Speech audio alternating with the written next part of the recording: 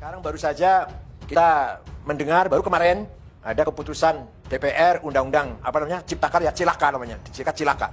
Itu jelas tidak seimbang, hanya menguntungkan satu kelompok, hanya menguntungkan konglomerat, kapitalis, investor, tapi menindas, menginjak kepentingan atau nasib para buruh, para petani, rakyat kecil.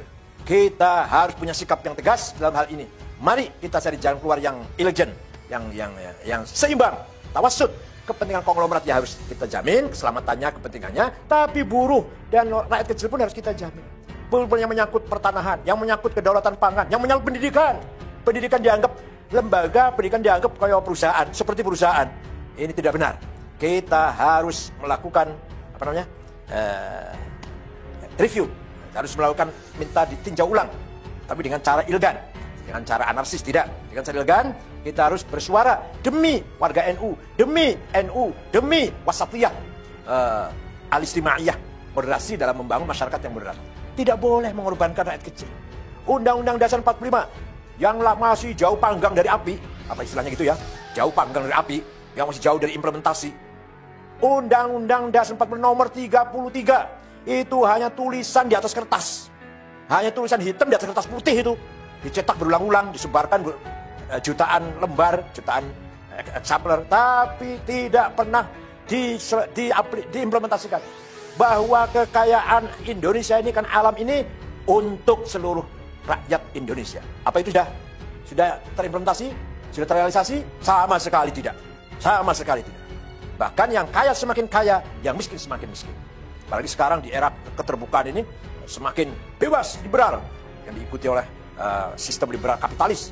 Ini semakin betul-betul nasib rakyat kecil, orang kecil semakin tertindas. Kalau lagi pilkada, lagi pilek, lagi pilpres, suaranya dibutuhkan.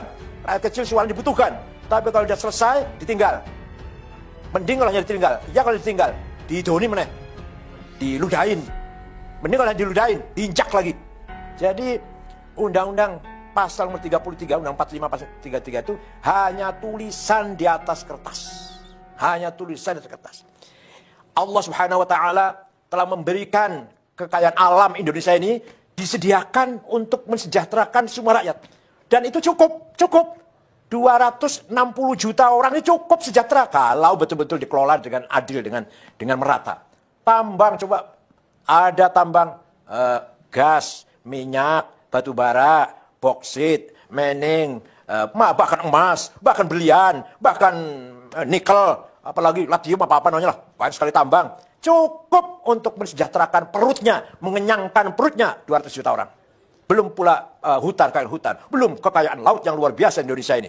Bukan hanya ikan, tapi juga hal-hal yang berharga yang ada dalam laut kita, harga yang sangat bernilai. Itu semua hanya menguntungkan segelintir orang, menguntungkan segelintir jumlah orang. Bayangkan, katanya, saya ini belum membuktikan, katanya kekayaan orang 4 konglomerat sama dengan 100 juta rakyat. Ya ini kan, kalau ya benar ini, inna lillahi wa inna ilaihi raji'un.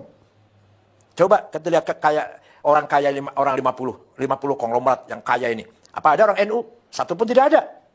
Ini berarti kan tidak ada pemerataan sama sekali. Ada, saya juga sering ngomong nih, sudah saya bosan sama ngomong ini. Ada pengusaha yang menguasai 5 juta hektar, tapi warga NU di desa 1 meter aja, 1 jengkal aja nggak punya. Para petani kita. Ini jelas sekali tidak membangun keseimbangan. Saya tidak anti konglomerat, tapi konglomerat harus melakukan reformasi cara berpikir, harus menjadikan kelas menengah dijadikan mitra, bukan dijadikan bawahannya. Kelas menengah harus menganggap mitra bagi kelas kecil. Kelas kecil harus merangkul buruh tani, rakyat kecil.